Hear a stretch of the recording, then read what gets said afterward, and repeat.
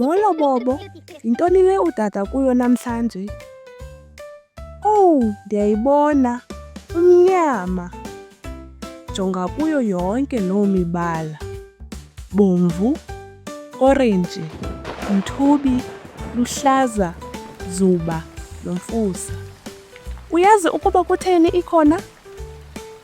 Xa ukukhanya kwelanga kudlula kumathontsi amancinane emvula, ukukhanya kuyahlukana kube yile mibala. Kwenzeka kuphela xa ilanga liphuma emva kwemvula. Ayintle na? Kulungile Bobo. Uyaphi ngokulandelayo?